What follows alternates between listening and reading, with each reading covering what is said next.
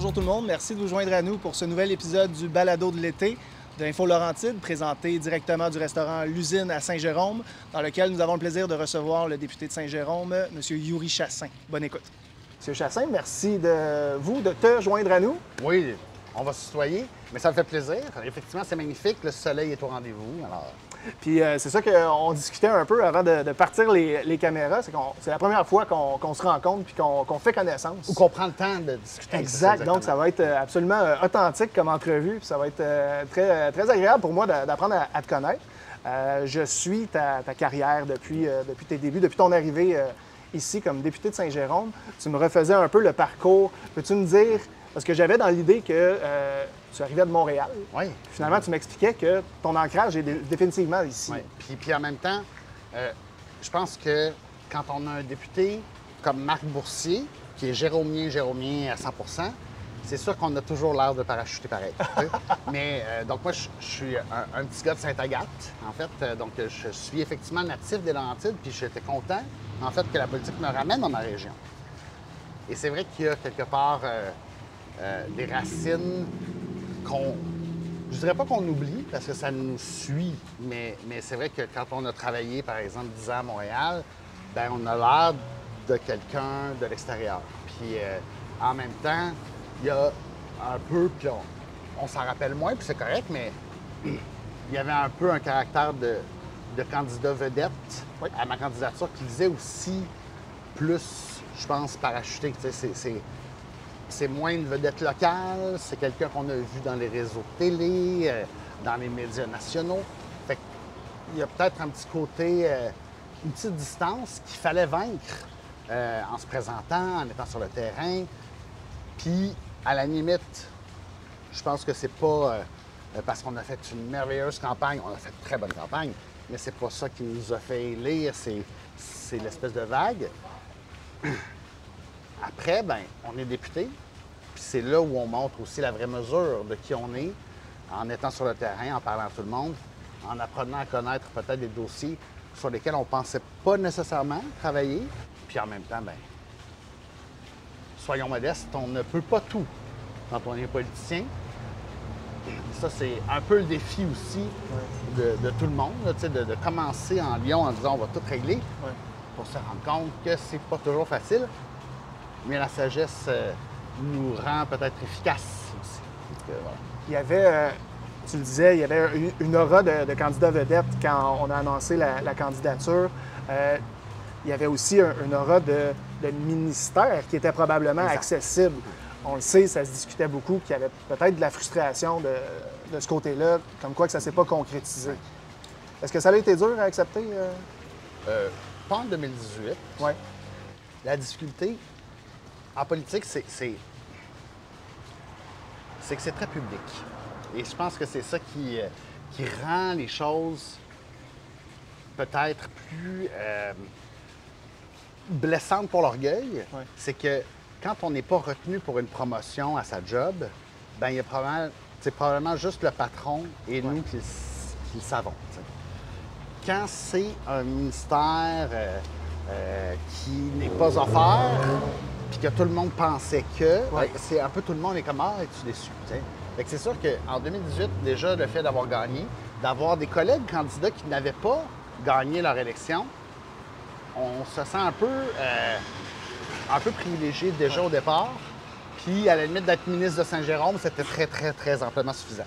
Et je pense que c'est un petit peu ça qui fait qu'en 2018, de découvrir le travail, de sentir aussi que sans être ministre, c'est un pouvoir d'influence, c'est un peu informel aussi. Hein? La politique se fait beaucoup dans les coulisses, connaître les bonnes personnes.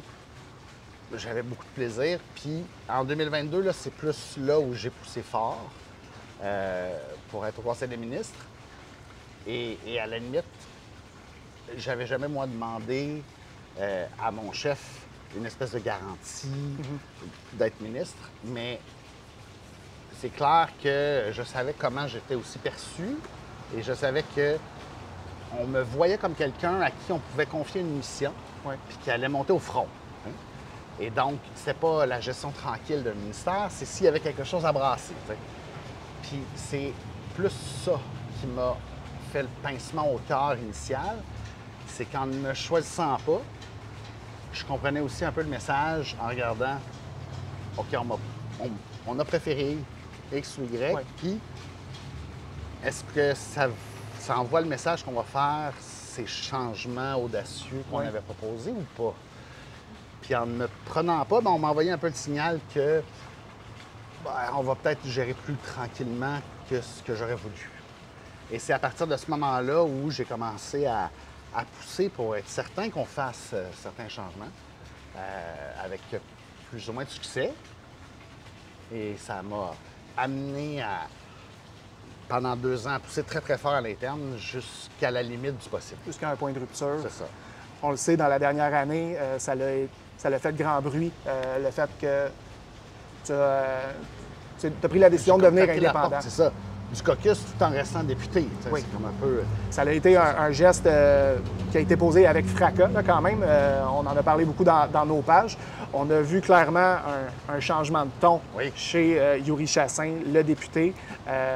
Est-ce que ça l'a amené quoi dans ton approche du travail, d'avoir cette nouvelle liberté-là de t'exprimer?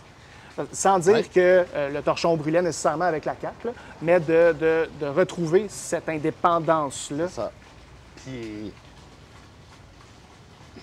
c'est dur à plus d'un niveau, puis à la limite, c'est libérateur aussi. Ouais. Fait que il y a du positif et du négatif. D'abord, précisons-le, c'était voulu que ça soit fracassant. Oui. Parce que c'est pas juste de partir pour dire, ah là, moi, je baisse les bras. Ouais. C'était l'électrochoc que je vais donner. Il y a un message qui devait être tonitruant.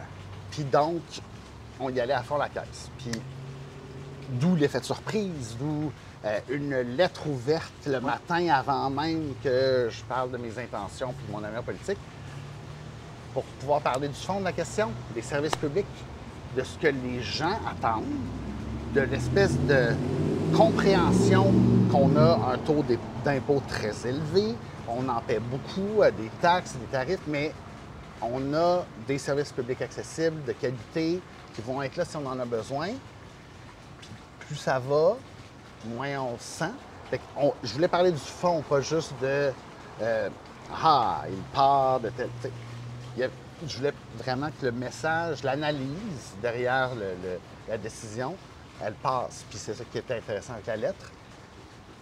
Mais c'est sûr que c'est une famille politique, hein, un parti, aussi difficile que c'est parfois de se garder un peu nos propres opinions pour soi-même, puis de garder la ligne gouvernementale dans nos communications. C'est le prix à payer pour faire partie d'une équipe qui est nécessairement plus forte parce qu'on est une équipe et qui... c'est un peu un sport d'équipe, la politique, là, c'est un cliché, mais c'est vrai.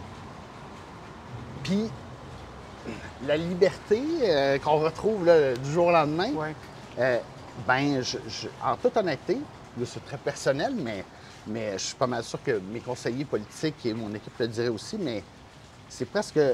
On a la capacité d'utiliser plein d'outils. On peut faire ce qu'on veut. Et donc, qu'est-ce qu'on va faire? Puis on est un peu pris de vertige. Moi, ça a été ça. Là, finalement, les premières semaines, je me pitche où? Quand on a un message à transmettre, au moins on a une certaine direction. Puis je pense qu'on a senti... J'ai posé, en fait, de septembre à juin, j'ai posé 12 questions au gouvernement. Puis je pense qu'on a senti le ton de plus en plus monter parce que j'avais quelque chose à réclamer, ou en tout cas un aiguillon là, à faire sentir. On pique les fesses un peu pour que ça avance. Puis, plus ça va, plus on pique fort. Bon, ça n'a peut-être pas fonctionné sur tous les plans, mais il y a des petits éléments de temps en temps.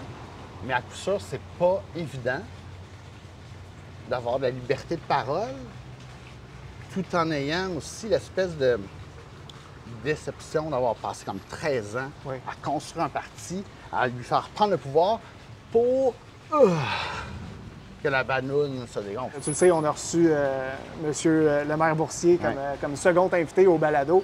Puis on ne pouvait pas passer à côté de la remise qu'il y a eu, que vous avez réussi à garder Contre toute attente, absolument. Est-ce que c'était clairement un super bel événement? Est-ce que tu veux nous le raconter un peu de ta perspective? Ben oui. Parce que Marc nous l'a conté de la Exact. sienne.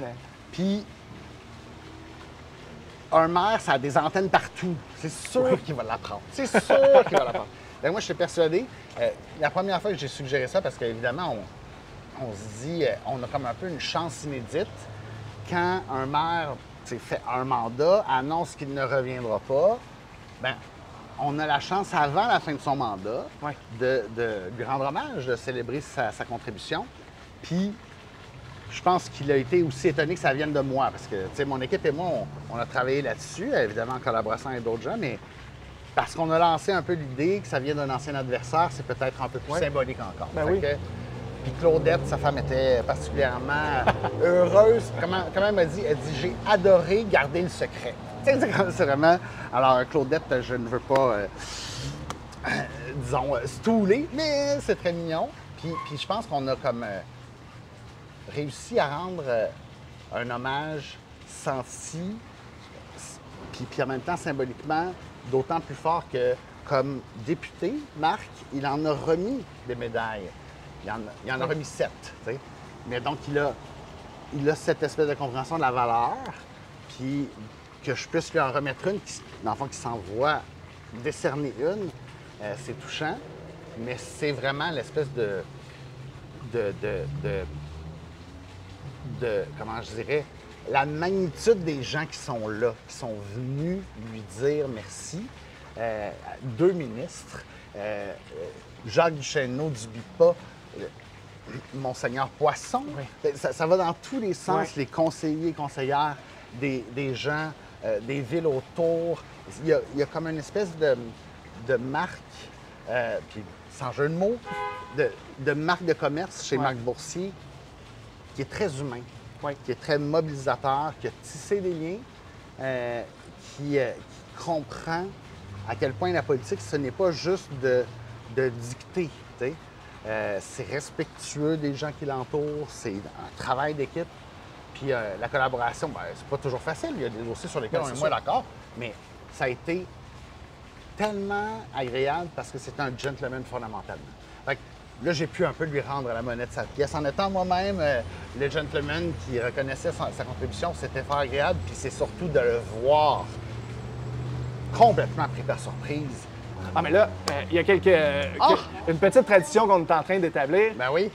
On retrouve...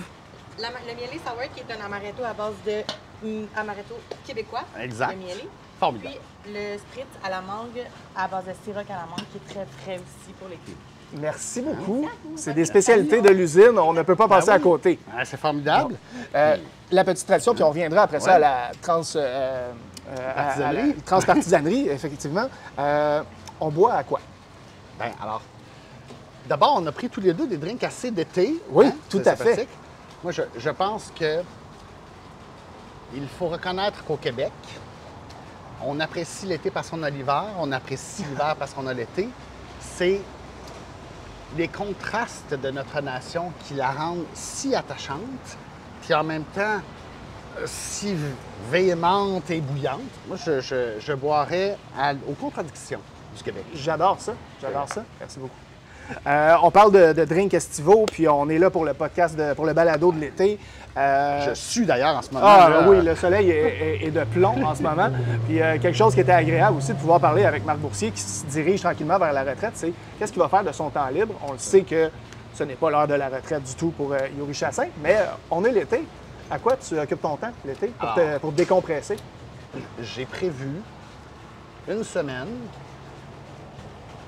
où je vais aller, en fait, à Québec, parce qu'il n'y a pas personne qui utilise vraiment les services de la bibliothèque de l'Assemblée nationale l'été, à part les touristes là, qui viennent voir. Donc, je m'en vais m'enfermer une semaine à la bibliothèque de l'Assemblée nationale, puis je me fais une retraite d'écriture. Oh mon Dieu. Alors, c'est Le pas tout à mâchoire fait... me tombe. C'est ça, c'est pas tout à fait un passe-temps, mais en fait, c'est libérateur parce que il y a dans la job de député On jongle avec tellement de dossiers tout le temps. Ouais. Puis écrire, c'est un focus, puis il faut comme se plonger, puis pas trop en sortir. Fait que ça, c'est un luxe dans une vie de député de pouvoir se prendre un temps d'arrêt. Évidemment, en juillet, parce que c'est un peu plus relax, mais c'est là où je pense que je me fais plaisir. Je change beaucoup le rythme de mon quotidien, puis ça va être une petite... comme un exil pour aller pondre quelque chose. Ben, en tout cas, je trouve que ce nouveau statut-là d'indépendant te confère une vision puis un regard qui est unique en ce moment, puis qui est très rafraîchissant aussi, un peu comme, comme les drinks, comme les drinks qu'on a. Fait que pour cet été, Yuri Chassin, je te souhaite d'écrire de façon ressourçante. Je te souhaite de bien t'amuser à la bibliothèque de l'Assemblée nationale. Je suis un peu jaloux. C'est ça, c'est comme Je suis un peu jaloux, puis je te souhaite plus de terrasses. Exactement. Puis, Ben, je te remercie beaucoup. encore de t'être prêté au jeu avec nous. Qu'est-ce que c'était sympathique. Santé, mon cher. Santé.